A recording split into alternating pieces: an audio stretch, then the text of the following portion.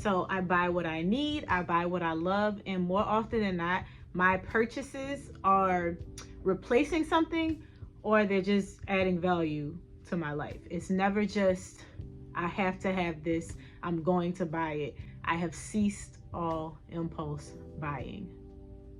Are you still struggling with your wardrobe? Well, I can't guarantee that I'll actually help you, but I can bet that I have some tips that will help you to understand why you are. Okay, so let's talk. About 3 months ago, I posted a video on my channel that talked about why you feel like you have nothing to wear. It contained all the information that I gathered and I guess experienced and compiled over the course of about a year when I was in the process of trying to declutter my life.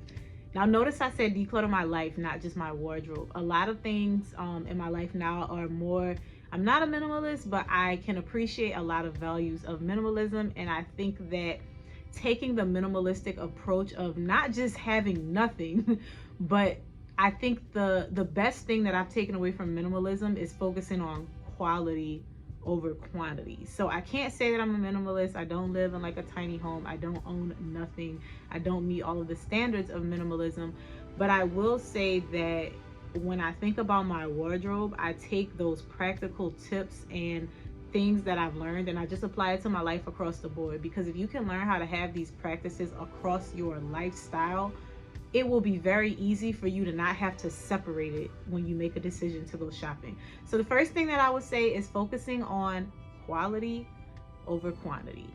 I used to be a fan of shopping for an entire season at one time. This included going out to shop with money, intending to buy whatever I admired with no regard for how these items would fit together.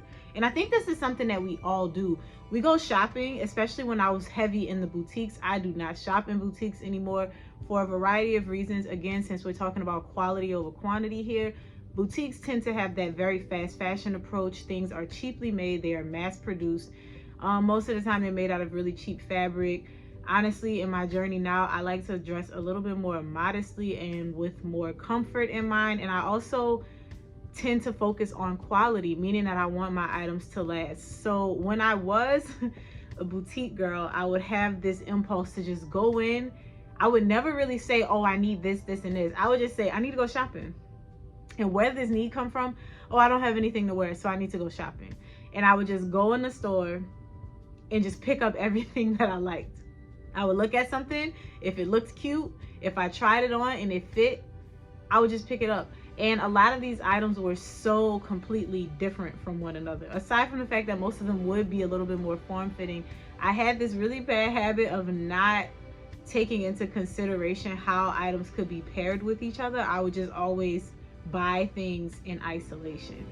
It always turned out disastrous because in a short week or two, I would again just be stuck in this same cycle of having nothing to wear. Go figure. So now I only shop when I need something, and I usually try to find things secondhand first. Not to get a bunch of stuff for cheap, but to be able to bargain for quality. This is something that is really important, and this is something that I picked up over time. Again, over that course of time where I was really trying to like redefine my shopping experience, because I figured out this is not working and this is not sustainable, and I'm always going to be buying new things if I don't find a way to make sense of this. Well, I started to realize when I looked in my closet and when I looked at my life, but specifically my wardrobe, there were a lot of things that just didn't make sense, didn't mesh well together. There were things that were not really items that I would have worn without outside influence. I would not have worn some things had I not seen it on somebody else, seen it on an influencer, maybe even if it wasn't on a $5 sale rack. So I had to start to be comfortable with separating myself from that. And I kind of delved deeper into this in the previous video, so I won't go into too much detail.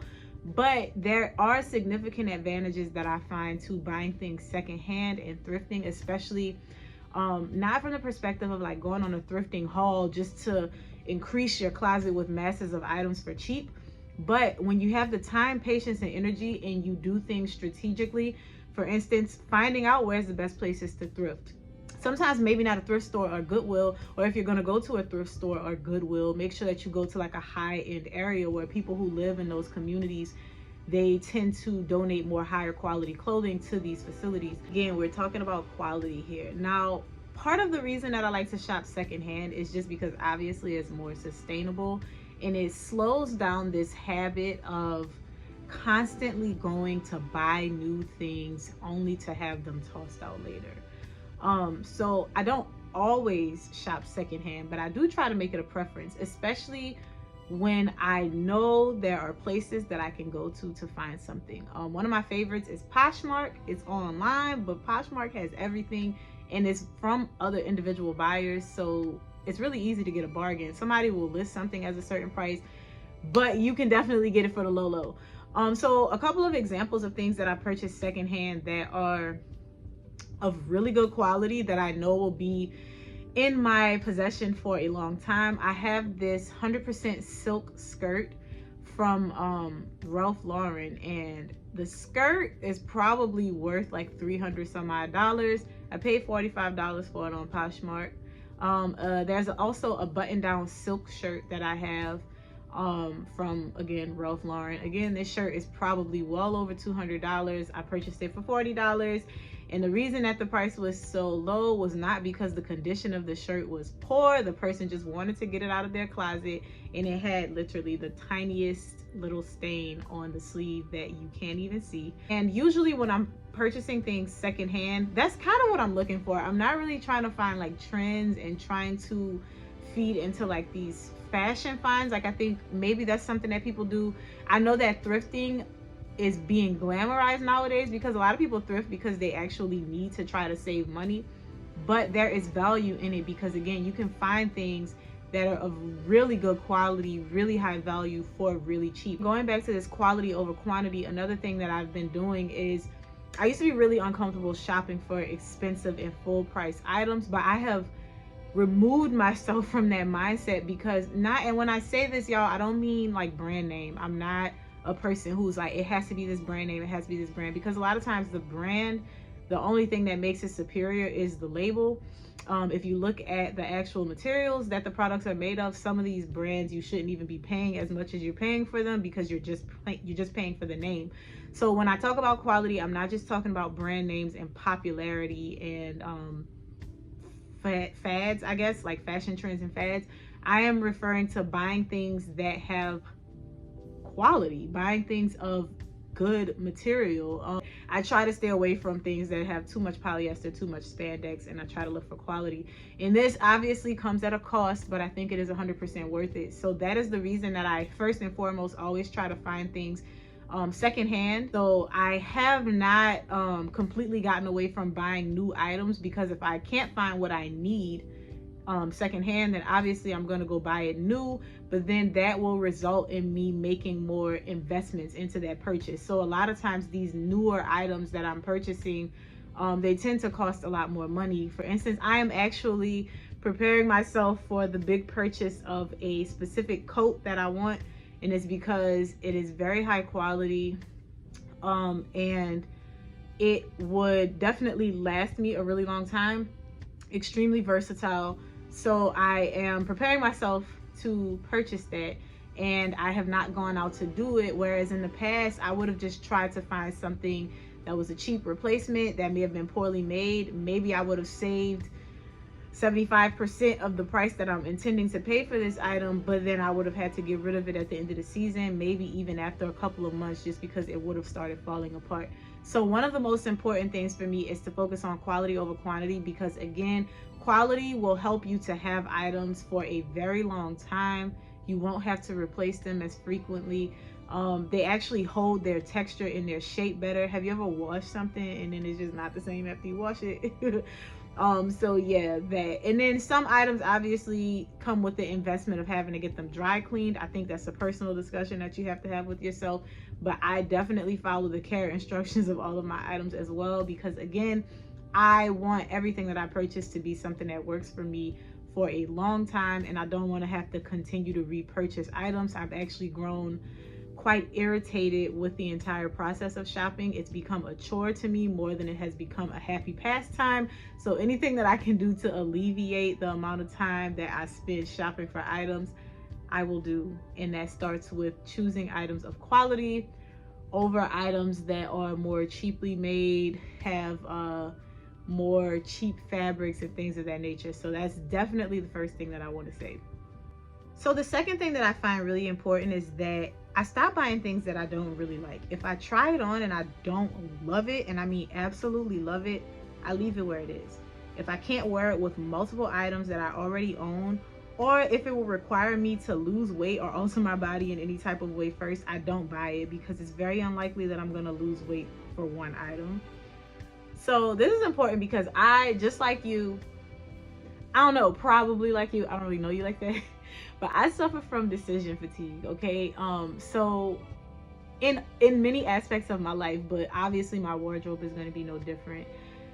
So because I suffer from decision fatigue, this just means that I can't bear to have too many decisions, because we already make enough decisions in the day and I get tired, okay? Like, I have so many hats that I wear.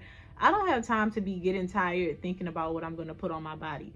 So I function better just knowing that, one, I know exactly what's in my closet. I know what's in there. How do I know what's in there? Because I keep my wardrobe small. Now, I mean, small is a relative term. I think at the current time, I might have like 50 pieces of clothing total in my wardrobe.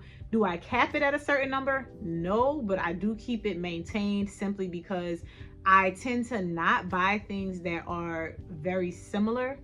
With few exceptions, which I'll discuss. I tend to not buy things that I already have. If I am buying something that I already own, 9 times out of 10 is because I'm replacing that item. So I don't tend to accumulate more things without subsequently getting rid of other things. This helps me, one, because I know exactly what's in my closet, but then I also need to know that whatever I already have in my closet, it mixes well with other things in my closet. This just makes getting dressed more effortless, less time consuming, less stressful. I have found that in going through this process of decluttering my life, decluttering my wardrobe, it has been so much easier for me to just get up and put clothes on in the morning. It is very rare that I get up and I'm like, oh my God, I don't have anything to wear, because everything goes well together. It's impossible to not have something to wear when everything in your wardrobe is something that you actually like. Because how often do we hold on to things in our closets that we don't wear anymore, that don't really work for us? We don't appreciate the way that we look in it, but for some reason we hold on to it. So I function better just knowing, one, everything in my closet I love. So no matter what I put on, I'm going to feel good, I'm going to look good, I'm going to look confident, I'm going to be comfy, right? And I know that no matter what I put on, it's a pretty good chance that no matter what I grab out of this closet, it's going to match. That's not to say that it's super effortless when I get up and get dressed, but it takes a lot of the edge off. It takes a lot of the decision fatigue out of the equation. Going back to what I said about items of similarity, this is what I mean. I would not buy anything that is the exact same shape or same cut, same color, same exact fit, unless it's something that I wear more often and I need to be able to have on a daily basis, right? So obviously, in the summertime, sometimes I might get 2 of the same white tank top, or 2 of the same black tank top, or 2 of the same like shirt that I would wear more regularly, just because obviously I'm going to wear one of them out a little bit more fast, a little bit more quickly, or maybe I'm going to wear it more frequently than I have time to wash it. That's an exception. Another exception is I do have 3 white button-down shirts, but they are all completely different fits. One of them is like more of a tailored look, and it's also more casual. It's a Ralph Lauren polo. Also purchased that one secondhand. It still has the tag on it. This person never wore it. I think the shirt originally retails for like $80. I got it for 25 bucks, but I got it brand new, and it kind of fits very close to my body. It's more so of a casual wear. And I also have a white button down that's a bit more of a loose fitting item, still very feminine, and then it actually has the ability to roll the sleeves up. So those are 2 of the same type of shirt, but they have 2 different purposes. And then the other one is actually not white, it's a cream, and that's the silk shirt that I was discussing. So that is one instance where I would have items of, I guess, the same description, or they seem similar. But what I mean when I say that is there's no reason for me to have 3 turtleneck black sweaters. There's no reason for me to have 3 tan crew neck sweaters. It's just no reason for it. So I would only have one of each thing in that category because that's just what makes sense. It helps me because when you start when you start to have all of these things and they accumulate and you have too many options, it contributes to this decision fatigue that I'm trying to escape, because now I'm like, do I wear the little black dress or the little black dress? And it's like, well, you only have one little black dress, so if you're going to wear a black dress, this is the one. Well, you only have one of these particular black turtlenecks, so if you're going to wear one, it's going to be this one. And it eliminates the need for me to choose between this item, which is almost exactly the same as this item. So another thing that I do is I'm highly specific when I'm out shopping or when I'm on the mission of shopping, when I'm looking for something secondhand, whether I'm in a thrift shop, consignment shop, a Goodwill, whether I'm online, thrifting, whether I'm going to a store to buy something new. I know exactly what it is that I'm coming in for, and it's usually one or two things, and it's very specific. So I will have the color of the item, the exact cut of the item, the material of the item that I'm looking for, how I want it to fit, the whole nine. And this is really important. It sounds psychotic, but again, I don't really like shopping, so I want to make this quick and efficient, and I want to get back to my life as quickly as possible. So in order for me to do that, I have to be specific, because if I'm not specific, 9 times out of 10 I'm gonna walk in that store and I'll be looking at other stuff.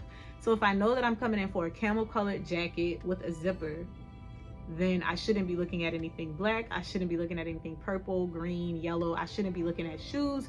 I shouldn't be looking at underwear. I shouldn't be looking at anything except a jacket that is in the category that I listed. And this is really important, especially when, again, I'm like thrifting and doing things of that nature, because then I have to go to a specific part of the store and I know not to get caught up looking at other things. I can get in and out very quickly. It's even better when I'm doing it online on Poshmark, for instance, because you can filter in the things that you're looking for. So that's something else that I keep in mind, because again, impulse buys don't usually last long. Usually when you buy something on impulse, you find that you don't need it relatively quickly, if not that far down the line from the day that you purchased it, and then you end up tossing it out, or it ends up just taking up space and not being used, and that's a no-go for me. So the last two things are not really shopping tips per se, it's just ideas that I keep in mind. I try to have purposeful things within my wardrobe also to help to complement and offset some of the simplicity, because I will say my style is relatively simple. There's not a lot of color in my wardrobe, and that's just by design, because I know what I wear. When I had a lot of color, I noticed I wasn't wearing it. I was always wearing darker colors or even like nudes and neutrals, so that's what I tend to stick to now. So I utilize things like scarves and brooches and jewelry, and I don't have a large collection of these things, but they do help in being able to jazz up my outfits and to make it look a little bit different. Another thing that I have a good collection of are belts, because belts to me can really change an outfit. It can really elevate an outfit. It can make it look completely different than without an outfit. It can help you to turn like shirt dresses into something completely different, and it can help you with like taking things that maybe fit a little bit more boxy and bulky and making them more feminine. So I try to keep those types of things in mind too. So those things don't always make my list, but sometimes I'll see it, I won't buy it immediately, I'll think about it, and if I find that it's something that I can use later that won't add bulkiness, but that will actually be used and purposeful in my life, then I go ahead and do that. For instance, this scarf is on my head today because my edges are really frizzy, but yesterday I actually wore it around my neck with a brooch, with my white button up and white shorts, and it looked really elegant. I also paired a belt with that. Sometimes I put the scarf on my purse, because again, most of the things that I wear is pretty simplistic. Like the outfits themselves are really simplistic. I don't have like a lot of interesting designs and patterns in my closet, so it does help to have like purposeful accessories and things that can help to like elevate the look for me. And I think that's a personal decision. You don't have to go with that if you don't want to. And I think it also depends on your style. If you wear a lot of color, you may not feel the need to go ham on the accessories. And I don't even go ham on the accessories. I have one pair of gold earrings. I have one pair of studs. I have 2 necklaces and 3 bracelets. And I just rotate those things as I need it. But I'm also saying that I have belts, I have scarves, I have little pins and brooches that I can use to kind of change my style as I feel necessary. Now this last thing, as I said, this is not really like a shopping tip. This is just like something that I keep in mind. It is very important for me to not be influenced by what fashion culture tells us to do. Okay, so I don't really pay attention to like fashion do's and don'ts, or what you should be wearing, or what's trending right now. As I mentioned, most of what I have is like classic pieces. Like, I don't really focus on trends.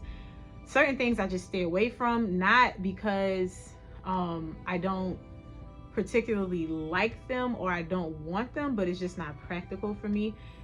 Do's and don'ts, I don't really care. I don't really care what this person is wearing. I don't care what this person is wearing. For me, the overall thing is, one, comfort. I want to look good too, but comfort is always my first priority. That does not mean that I leave my house looking frumpy. I think that when we talk about comfort, sometimes people take it too far and they think that like I'm referring to sweats.